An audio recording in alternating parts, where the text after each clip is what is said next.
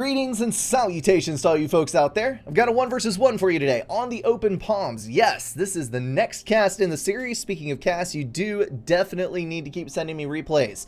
Email address is in the description. Attach those replay files to an email to that spot. It's the best way to get a hold of me. And I do appreciate all of the people who have been sending them in to me. I do love watching the replays, even if I don't get to cast them. Anywho, without any further ado, let's get on with this, introduce the players, and see where this game is going to take us. We've got Bias in the north corner. He is Aeon at 1318 rank. On the south side, we have Agram Cybran at 1219. So very closely ranked, kind of at the top of the mid-tier of ladder. So we should get to see a bit of good gameplay here. Looks like Agram is going for a second air build, if I'm not totally mistaken by this. He has got a bit of an interesting build. A lot of times people run out to the hydro, but it looks like he is staying close to home, trying to get all of these things online as quickly as he possibly can. On the north side, rather, Bias is going for what I consider to be the more traditional approach, the one that I typically use, although it may not be the best. Bias is getting a land factory down, couple of P-gens, building up his mass extractors, getting everything ready to go back there. Then he's walking his ACU up to assist the hydro, and then build an air factory, land factories, that kind of thing. So on the Open Palms, this is going to be a little bit of an interesting matchup because typically Cybran has the large advantage rolling out onto this map. They've got speedy units, they've got good raiding abilities, and they're going to be able to take control of the map very, very quickly. On the other hand, Aeon, if you can stay in the game, has some very good units moving into the early T3 stage. It's just a matter of getting there. Helping you get there is the Aurora, that high damage, high range unit. A little bit measly on the HP side though, so you got to stay out of reach of those pesky little mantis that are trying to run you down. We're about to see how good Bias is at microing his way out of a terrible situation.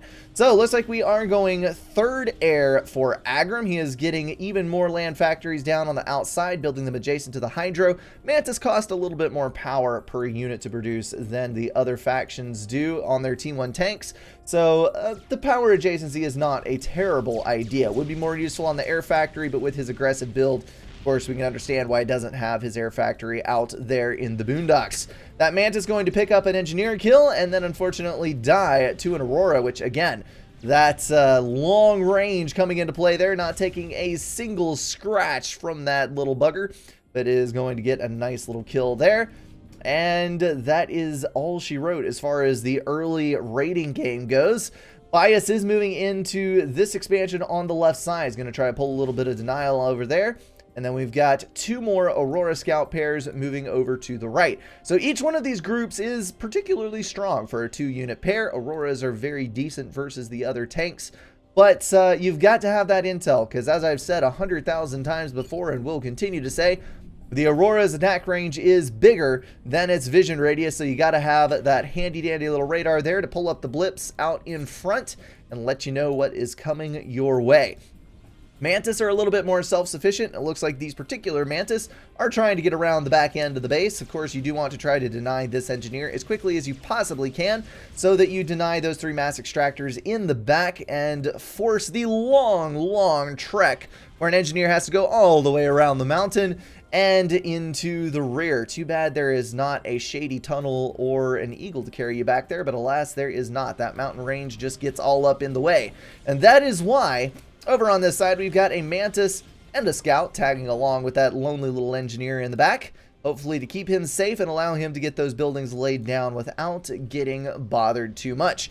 This Mantis didn't make it past the blockade. It looks like there is another moving over here. Bias moving his ACU down to the left side expansion. So what this is going to do, this is going to force Agram into the right side of the map. It's going to restrict his ability to expand. And hopefully it will nail down another expansion for Bias.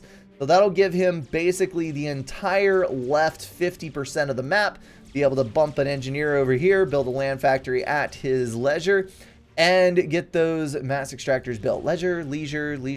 Is that a regional thing or is there a correct pronunciation? Somebody beat me up grammatically in the comments. I am asking for it. Over here on the right, mass extractor going down to an Aurora. Interesting point to notice here.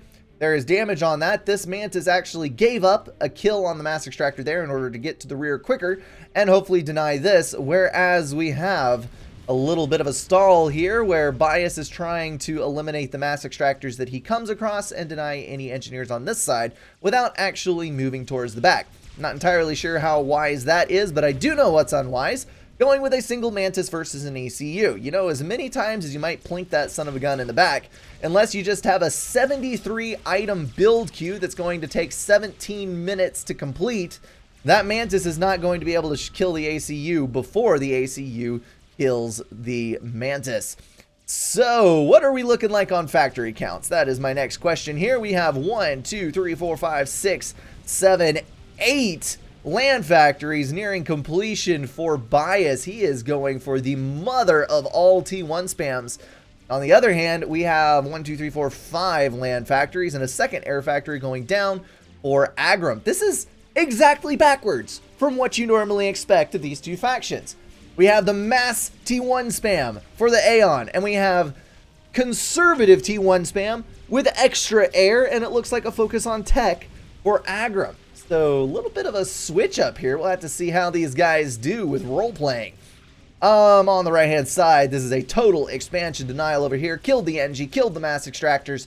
That is going to be it for the right hand side. Aggrum is far away from his base, and it looks like Bias is going to take advantage of his higher unit count to go ahead and start moving in towards the base. This is going to get a little sketchy.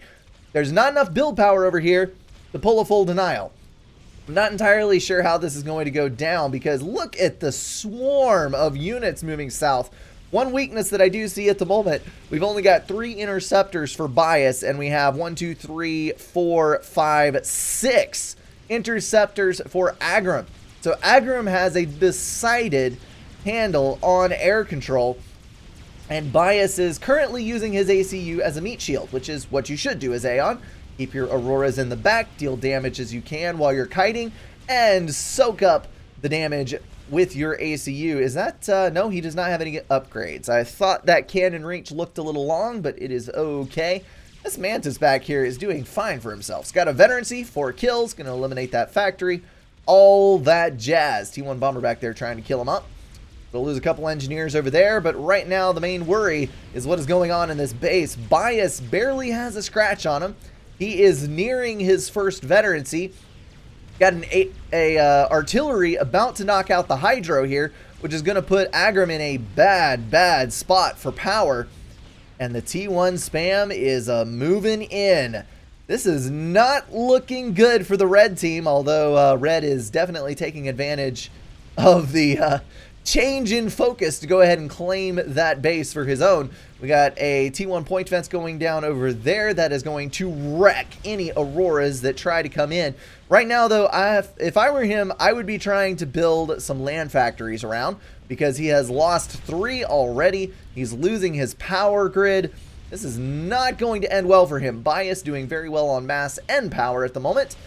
There is an overcharge in storage available, but no energy to fill it for Aggrum, and he is about to overflow mass thanks to his lack of power. A couple of strategically placed point defense is going to stall the Aurora spam momentarily as those artillery deal with it, but now we're starting to see some T1 bombers. So what's going to happen here is these guys are going to start dying in droves. We've got 3 bombers in the air already. Every single Aeon T1 unit dies in 1 pass to a bomber, as long as they get a pass and they're not like screwing up their pathfinding, because units are proceeding towards them as they move. There goes about half the artillery in 1 strike. Oh, good lord, that was a solid hit. 5 to 6 units in 1. Bias is going to have to be careful here because he has basically backed himself into a corner. Literally so. You cannot escape this mountain without walking into the front end, and these bombers are very quickly going to eliminate all of his tanks. Oh, painful to watch. Aggrum moving in with his commander. We got 8,600 health versus 10,000 health, and I don't think that Bias is going to be able to pull a veterancy out of this unless he can. If he kills that Mantis, he needs a couple more hits, and he has the bombers on his ACU as well. So 7,500 health and dropping rapidly. Aggrum just kind of ignoring the ACU at the moment, building T1 P-Gens like it ain't no thing. He just needs some power. That's all he needs. Loads of air is up, and we need to start seeing a mobile flak or something. We've got a T2. Oh, he's already in the T3 upgrade. Oh, good lord. Why? 29 mass income, stalling, 560 power, ACU in danger at half health, and I'm not sure what Bias is thinking right here. This is going to be a miracle if he can pull this off. He doesn't even have access to the mobile flak that he so desperately needs. He's got interceptors coming in one by one trying to save that ACU. Dance, little man, dance! You gotta dodge this damage. 3,600 HP, and this is actually bringing in a whole new danger because he is starting to get a lot of units around his commander, which means that he is going to have more trouble sidestepping as his pathfinding clogs. Ooh, sketchy, sketchy.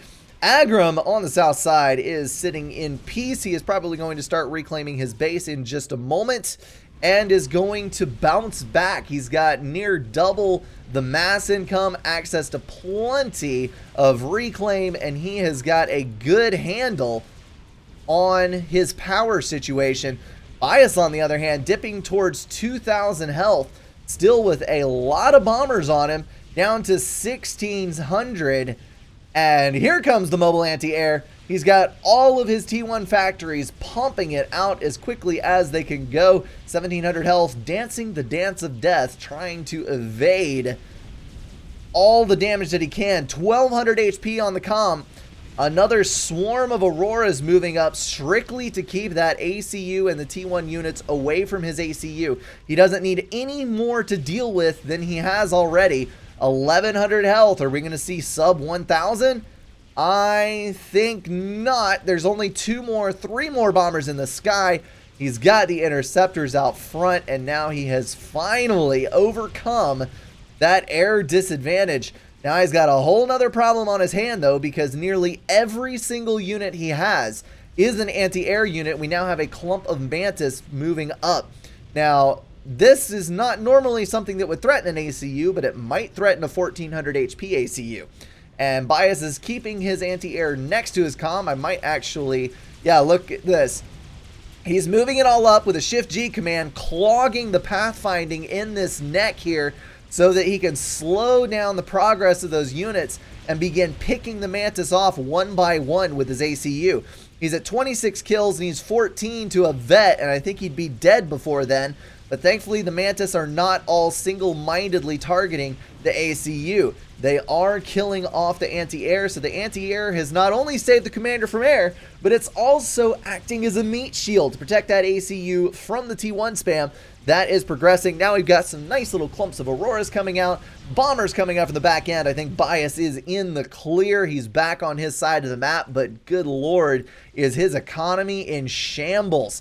We got 560 power on par with the south side, only 29 mass income. Let's take a look at the reclaim over here. 1,600 reclaim versus 1,700 reclaim. Really would have thought it'd be more than that, although it is ticking up rapidly as all of these units will get reclaimed. Bombers coming in, going after the power, and a mass extractor. They're going to try to trigger as many chains as they can to get rid of this power. Agram in the negatives once again, so he's going to have to rectify that situation. You know, when you overbuild bombers, when you overbuild any given unit, you can usually find a use for them. And in this case, it's kill all the power. So there's a T2 mass extractor there taking some hits, as well as a T2 HQ, which is building a mobile flak as it very well should. Over here, that upgrade stopped. We've got a T2 PGen coming online. So Bias has recovered, but I don't think he is in any position right now to be rejoicing, other than the fact that he pulled his ACU out alive. He's got no map control. He is well behind on unit count. He's going to have to depend on superior micro with his Auroras to overcome this, and he is desperately trying to get back out into his expansions. Shield's going to protect that T2 PGen from any potential bombers or a TAC missile. There we go. And now we begin the T3 upgrade afresh. Looks like Bias has finally dropped behind in score, and he is sucking down a little bit of reclaim now and then, but still trying to pull a T3 HQ off of 33 mass income. You are a brave soul, Bias. 3,500 reclaim over on this side. Aggrum doing a fantastic job pulling everything back into shape as he moves forward with this game. He's going to lose all of his Mantis out front, though. Superior air forces from Bias are just going to shred that, and I'm sure move to the rear, take care of those pesky units in the back. It is going to take a whole lot of production to get ahead again in the air game for Aggrum. Some Auroras moving to this side. There is no longer a point defense there, although there is one building over here in the rear. One thing I'm not seeing too terribly much of, when you're versus Aeon, you need to have a heavy Medusa mix. Much more so than with any other faction, because the Medusas are excellent anti-unit artilleries. Very large AoE, high firing inaccuracy. They're not that great at hitting one specific target, but a clump of units, hell yeah. Plus that stun ability at the T2 phase. You need a lot of Medusas to reach out and touch those Auroras, especially once you've got large clumps like this. A lot of times when I'm building units, I kind of mix in 5 tanks, 1 anti-air, 1 artillery, something like that. But when you're doing Cybern versus Aeon, you need more like 2 or 3 Mantis to 1 Medusa, something like that. But there is T2 coming in to take care of that little discrepancy. A Rhino hitting the front line there. Going to be able to compete with Auroras much more easily.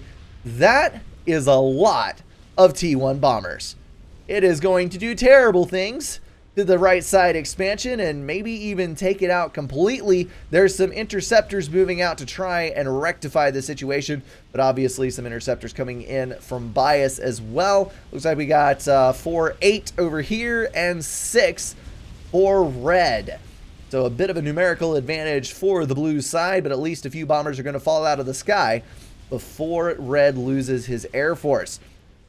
That was a completely unacceptable amount of damage on the right side, losing a fair chunk of eco, still 20 mass ahead, but he is now 500 behind on power, and Bias probably overdoing it on the power generation in order to prepare for his Harbingers coming online. Got to have the extra power to run those shields. When the shields go down, the Harbinger is actually not that great of a unit. A good portion of its HP and a lot of its power comes from the fact that it is shielded, and it's kind of like starting with a veterancy. You regen that HP as time goes on. It's funny how that works in some cases where an inferior amount of shielded HP is superior to a greater amount of total HP on the unit with no regen. But yeah, it is one of those special things that makes the Harbinger so awesome, along with its ability to reclaim and move quickly. Raiding and mainline unit all in one. Okay then, so we got some stealth over here. Let's take a look at what Bias is looking at. He sees some units. I'm not sure that that stealth is actually functioning. It can't be. Maybe there is a power stall. Let's go take a look. Yes, that is the problem. Aggrum is in a massive power stall, but he is building a T2 gen with all of his might, and hopefully that is going to rectify the situation.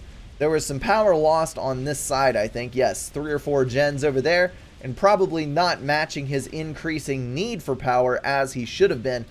I'm still a little wary of all these bombers out here. Red does not have enough interceptors to actually deny those, although he should be getting some mobile flak up in several places. On this side, Aurora is showing just how strong they can be versus a superior number of units as long as you kite out. This expansion was lost, but that was a good rally there. Oh, first Harbinger's on the scene, but it is running the wrong direction. Bias is going to have to make do with an overcharge and the second Harbinger out, although making do is actually a good thing when you got a situation like that. There we go. Harbinger standing behind the shield for even more HP. 1 shot, 1 kill on the T1 Artie. 375 DPS. Yes, 1 shot, 1 kill on all T1 units. Yeah, 375 DPS with slightly greater than 1 shot a second, if I remember correctly, which should total out to about 300 per shot, maybe 325. Somewhere around in that vicinity. I'm sure someone will be in the comments with the correct answer to that assumption that I made. We've got some T2 units moving up on this side. Medusas might be able to stun, but so can the Aeon T1 bombers. Even if you don't outright kill the tanks, you do slow them up as they're moving towards that side. And on the south, we have this battle grouping led by the Harbinger slowly eating into Agram's base. Agram with literally double and then some the economy of Bias. He is rocking out on 6,600 reclaim and 69 mass per tick. Bias on 4,325 per tick, which is a measly amount to be sure. But he has got his rolling clump of Auroras with the Harbinger out in front to intercept any units to try to come in and kill it. This is going to be a booger to deal with. We do have T3 coming online for Agram, so I think he's made it. He is in a good spot here. He is even on power income. He has got the mass to churn out these units. Once he gets a few loyalists or bricks in one spot, Harbingers can't keep up with the mainline DPS of the UEF and Cybern forces. The Harbinger simply is not strong enough. So once we get 3 or 4 bricks, that'll be GG, I think, for Bias. Although Bias is still doing very, very well, trying to kill off all of these units, just trying to hold his ground and get enough Harbingers on the map to make a difference. I wonder, does he have that scouted?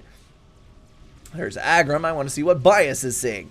So he should be able to infer by the darkened logo there that there is a T3 HQ there. He should know that his opponent has T3. He needs to win this very, very quickly if he is going to win. Because like I said, he has got basically no map control and far inferior economy. It's actually kind of sad to look at. 2 Auroras doing a valiant job there, actually killing the Rhino in a mutual KO. Is left sitting there for entirely too long. They were able to do damage at range. In the back here, this is actually nice to see. We've got a secondary production facility in the back, getting a couple of Cerberus turrets down to defend it from any units that might come in. So we've got T2 mass extractor, probably need to get those T2, and a little bit of extra build power. So should the collapse of the front base happen, he might be able to recover from the rear as long as he has a little bit of a head start in eco. So 2 Harbingers moving in on this side. Only got Rhinos to deal with it, but here comes the mighty Brick moving up in the rear to reinforce those troops. But the Harbingers, they're just going to run right on by, moving in towards the rear, take out this expansion, and move on towards the back. Over on the left, few Mantis, just a handful, but slipping through the lines nonetheless. Mantis, absolutely the best unit at just sticking themselves where they don't need to be. Annoying little guys. Somewhat reminiscent of cockroaches, I suppose. Although with a lot more DPS. Can't remember the last time that anything got killed by a cockroach. We have the T2 PGen coming online for Bias, although I'm not sure entirely why. He's got a 300 power leg up on his needs at the moment, and he is in much more dire need of mass than he is of power. 61 income at almost 10 grand for Agram in reclaim, less than half that for Bias, and like I said, half the eco, half the reclaim. It is amazing that he is even still in this. Harvey moving to the left, clean up those units. And T1 still playing a role in this game, 24 minutes in, wiping out the right side expansion, lessening up Agram's income just a tiny, tiny little bit. Taking a look at Agram, he has paused all of his T1 factories. He is still building some T2. Ah, no, there's engineers building right there. And he has got a fair bit of assistance on this T3 factory, his only T3 factory, pumping out those bricks. So hopefully he will at some point soon be able to overwhelm his opponent, because the longer he lets this go on, the more likely it is that Bias will be able to pull something out to kill him. I am becoming progressively worried that Agram is not going to be aggressive enough with the lead that he has. We've got the brick in the back. This is entirely too defensive of a posture. He needs to get these out here. We got another Harby moving in the back. One Harby versus 4 Cerberus turrets. It depends on how quickly he runs in. I think that would successfully kill that, so he doesn't really need these defenses in the rear here. We do have a brick on this side, although it doesn't look like Aggrum has sufficient intel. He does not have radar, although I'm not really one to talk because I don't build much radar myself. Bricks are going to move up towards the unseen enemy. We now have 4 Harbingers versus 2 bricks and 3 Rhinos. The bricks and Rhinos should win if they engage properly. Still got a lonely little Mantis in the back, but that Harbinger is cleaning up shop in the rear expansion. The economy is closing in as far as that advantage that Aggrum had goes.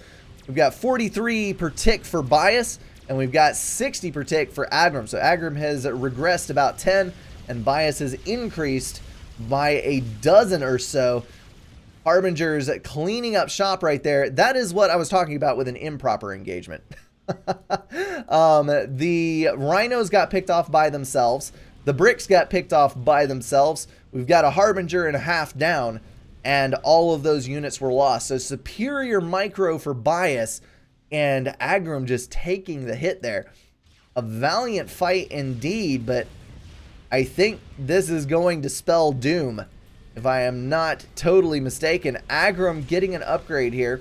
He has already got the stealth. I'm not sure entirely what that is going to be. We got some paused units out here. Is that the gun upgrade, perhaps? He's got stealth. Nope, it is T2. Right arm, wrong upgrade guessed. You need to not be so defensive, man. The Harbinger numbers keep climbing, and the brick numbers are not climbing by nearly as much.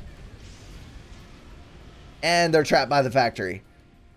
I get the feeling that I am going to be disappointed with this. Harby's moving out to the left, still just trying to harass to their maximum potential.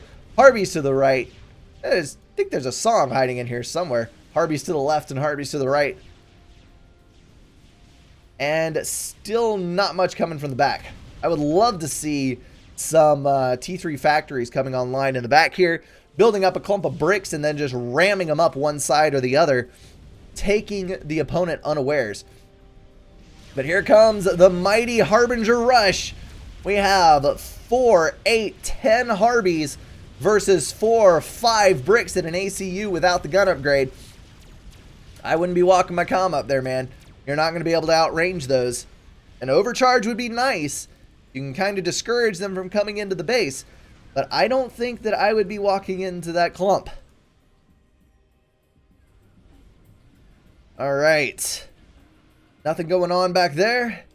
And it looks like we have settled into a little bit of a standoff. Just need that production to come up. Bias now at 79 mass per tick. He has surpassed Aggrum, I believe. Aggrum sitting on 14,000 reclaim, 8,400 for Bias, and that 79 mass per tick that I was mentioning. He is getting his T2 upgrades online, and he has secured every single T1 mass extractor on his side while continually raiding Aggrum's supplies. Aggrum is looking like he's on 96 income though. Ah, yes, he has moved up just a little bit. He's in the mid 80s, high 70s, it looks like. So income neck and neck, but oh no, no, run the other way. Why did you walk out?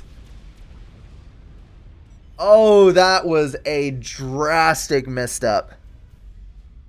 That hurts my head. That looks like something I would do.